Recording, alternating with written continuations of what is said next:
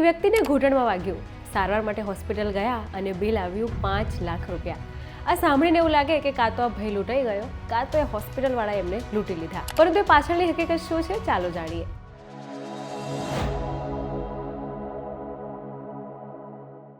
Hello, હું જાનવી પંડ્યા. આજના સ્પોટલાઇટમાં જાણીશું આ 5 લાખ રૂપિયા પાછળની સાચી હકીકત. પાર્થ વિજય વર્ગીય નામના વ્યક્તિ 25 ડિસેમ્બરના રોજ પોતાની વાઇફ અને બેન સાથે ન્યૂયોર્કમાં આઈસ સ્કેટિંગ કરી રહ્યા હતા. આ દરમિયાન એમને ઘૂંટણમાં થોડી ઈજા થઈ અને તરત ઇમરજન્સી સારવાર માટે તે હોસ્પિટલ ગયા. લગભગ 90 મિનિટની સારવાર થઈ. ડોક્ટરે ચેક કર્યું, એક્સરે કઢાયો, પછી ખબર પડી કે નોર્મલ માંસપેશીમાં ઈજા થઈ છે. ત્યારબાદ ક્રીપ બેન્ડેજ કરી અને એમને ડિસ્ચાર્જ અપાયો. પરંતુ આ ઘટનાના 2-3 અઠવાડિયા પછી ઇન્સ્યોરન્સ કંપનીનો ફોન આવ્યો કે તમારે $1800 પે કરવાના છે. આ ઘટના છે અમેરિકાના પાર્થ વિજય વર્ગિયાની, કે જેમણે ઇમરજન્સી વોર્ડમાં જઈને 90 મિનિટ સારવાર કરી, ક્રીપ બેન્ડેજ કરી, પરંતુ એટલી જ મિનિટનું એમની સારવાર એમને એટલી મોંઘી પડી કે એમને બિલ આવ્યું 5 લાખ રૂપિયા. પાર્થ એક ઇન્ફ્લુએન્સર છે. એ real life expense in US આ બતાવતા વિડીયોઝ બનાવતા હોય છે, જેમાં આ વિડીયો એમને ખૂબ વાયરલ થઈ ગયો છે, જેમાં એ જણાવી રહ્યા છે કે અમેરિકામાં મેડિકલ એક્સપેન્સ કેટલું મોંઘું છે. ઇન્સ્યોરન્સ કંપનીએ ફોન કરીને જણાવ્યું કે ભાઈ ઓલરેડી $4500 એટલે અરાઉન્ડ 4 લાખ જેવા રૂપિયા તો પે કરી ચૂક્યા છે, પરંતુ બીજા $1800 જે છે તે તમારે એડ કરવા પડશે. એટલે લમસમ ટોટલ આપણે જોઈએ તો અરાઉન્ડ 5 લાખ રૂપિયા માત્ર 90 મિનિટની આ ઇમરજન્સી કોસ્ટના, જેમાં નોર્મલ ઘૂંટણમાં ખાલી ઈજા થઈ હતી અને પટ્ટી બાંધવામાં આવી હતી. આ સાથે પોતાના વિડીયોમાં એવું પણ જણાવે છે કે અમેરિકામાં સેલેરી એટલા માટે જ વધારે છે કારણ કે અહીંયા એક્સપેન્સ જે છે તે ખૂબ વધારે છે. વાત કરીએ હેલ્થની, તો અમેરિકામાં હેલ્થ કન્સર્ન ખૂબ મોંઘું છે. ફાઇનાન્શિયલ લેવલ ખૂબ વધારે માંગી લે છે અને માટે જ ઘણા બધા લોકો જે છે તે પોતાની નોર્મલ સર્જરી કે દવા માટે ઇન્ડિયા આવતા હોય છે. એટલે અમેરિકામાં હેલ્થ કેર જે છે તે ઇન્ડિયાના કમ્પેરિઝનમાં ખૂબ મોંઘી છે. એક રિપોર્ટ પ્રમાણે 2023માં US હેલ્થ કેરનો સ્પેન્ડિંગ અમાઉન્ટ લગભગ $4.9 ટ્રિલિયન હતો, જે પ્રત્યેક વ્યક્તિ પર અંદાજે $14,570 એટલે $13,35,712. હાવર્ડ પ્રમાણે ઇન્ડિયામાં સામાન્ય વ્યક્તિ $40 ખર્ચે છે હેલ્થ માટે, તો અમેરિકામાં એક સામાન્ય વ્યક્તિ $8,500 ખર્ચે છે. માટે જ India is a good choice for health અને એટલે જ ઘણા જ બધા ફોરેનર્સ જે છે તે પોતાની ટ્રીટમેન્ટ માટે ઇન્ડિયા આવે છે. ચાલો જાણીએ એવા તો ફોરેનર્સને કયા કયા લાભ ઇન્ડિયામાં મળે છે, જેના કારણે ફોરેનર્સ જે છે તે પોતાની હેલ્થ અપડેટ માટે, હેલ્થ કન્સર્ન માટે અને નાની મોટી સર્જરી માટે ભારત પસંદ કરે છે. ઇન્ડિયામાં મેડિકલ ક્વોલિટી અને સેફ્ટી સ્ટાન્ડર્ડ્સ ખૂબ હાઈ છે. અહીંયા સ્ટ્રોંગ મેડિકલ એડ્યુકેશન સિસ્ટમ છે, જેના દ્વારા હાઈ સ્કિલ ડોક્ટર્સ અને નર્સ તૈયાર થાય છે. ટોપ હોસ્પિટલમાં robotic surgery, advanced imaging machines અને AI બેઝડ ડાયગ્નોસ્ટિક અવેલેબલ છે. રેગ્યુલર ક્વોલિટી ચેક્સ અને સ્ટ્રિક્ટ સેફ્ટી પ્રોટોકોલ્સ પણ ફોલો થાય છે, એટલે ટ્રીટમેન્ટ રિલાયબલ છે અને સેફ છે. વાત કરીએ NABH અને JCI ની, તો આ બંને ક્વોલિટી ફોરેનર્સને ઇન્ડિયામાં મળે છે.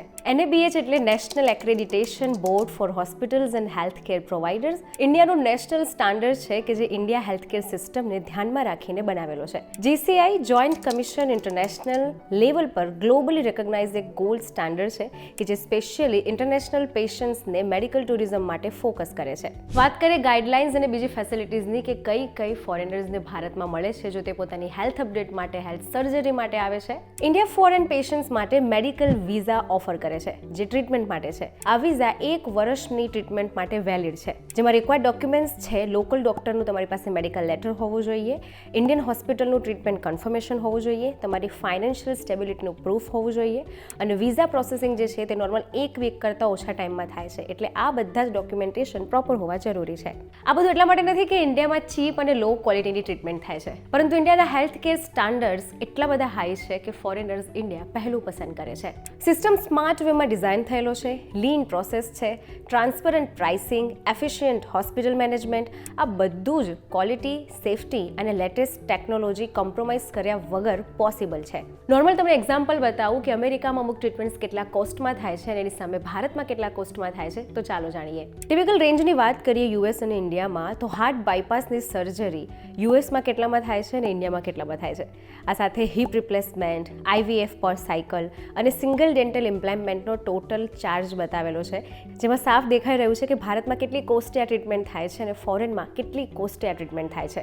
વાત કરીએ વિઝા અને બીજી કઈ ફેસિલિટીઝ જે પોતાની હેલ્થ માટે ફોરેનર્સને ઇન્ડિયામાં મળે છે તો એ પણ ચાલો જાણીએ. પેશન્ટને મેડિકલ વિઝા અને અટેન્ડેડ વિઝા મળે છે, જે ફાસ્ટ અને મલ્ટિપલ એન્ટ્રી વિઝા હોય છે. સ્મૂધર અરાઇવલ અને ટ્રાન્સફર માટે દરેક એરપોર્ટ પર એરપોર્ટ ડેસ્ક હોય છે કે જો પેશન્ટ ફોરેનથી આવે છે તો ત્યાં જ એને નોર્મલ બેઝિક જે એની નીડ છે તે હેલ્પ ડેસ્ક પર એરપોર્ટ પરથી જ મળી જાય છે. ગમે ત્યાંનો વ્યક્તિ હોય પણ જો ભારત ટ્રીટમેન્ટ માટે આવે છે તો દરેક લેંગ્વેજમાં એને પ્રોપર હેલ્પ મળી રહે તે માટેના લોકો પણ ત્યાં ઉપલબ્ધ હોય છે. અને વાત ખાલી મોડર્ન ટેકનોલોજીની નથી. જો કોઈ ફોરેનર્સ ઇન્ડિયામાં આવે છે પોતાની ટ્રીટમેન્ટ માટે તો મોડર્ન ટેકનોલોજી સાથે એની સર્જરી તો થાય જ છે, પરંતુ તેનું વેલબિંગ પણ જે છે તે ઇન્ડિયામાં સુધરે છે. કારણ કે ભારતમાં traditional post recovery therapies, Ayurveda, yoga આ બધી જ વસ્તુ ભારતમાં થાય છે. એટલે ભારતમાં લો કોસ્ટ કે લો ક્વોલિટી પર ટ્રીટમેન્ટ નથી થતી કે ના પછી કોઈ ડિસ્કાઉન્ટ પર થાય છે, પરંતુ ભારતની એફિશિયન્સી હેલ્થ સેક્ટરમાં જેટલી પણ મોડર્ન ટેકનોલોજી છે અને મોડર્ન ટેકનોલોજી સાથે ભારતમાં આયુર્વેદ, હીલિંગ અને વેલનેસ માટે જેટલા પણ સેન્ટર્સ છે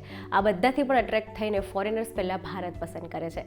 કારણ કે એમની સર્જરી તો થાય છે પરંતુ સર્જરી થયા બાદનું પોસ્ટ અને પ્રી એ બંને ટાઈમનું બોડીનું પ્રોપર વેલબિંગ, વેલનેસ અને હીલિંગ જે છે તે પણ ભારતમાં થાય છે. માટે ફોરેનર્સ ભારત પસંદ કરે છે. તો આ હતી મેડિકલ સેક્ટરની વાત કે ફોરેનમાં કેટલું મોંઘું છે, ફાઇનાન્શિયલ તમારે કેટલુંમાં નાખવું પડે છે અને સાથે ભારતમાં તમને કેટલું બધું મળે છે અને શા માટે ફોરેનર્સ ભારત આવીને સર્જરી કરાવતા હોય છે. આવી જ ઇન્ફોર્મેટિવ વિડીયોઝ માટે જોડાયેલા રહો વીટીવી ડિજિટલ સાથે.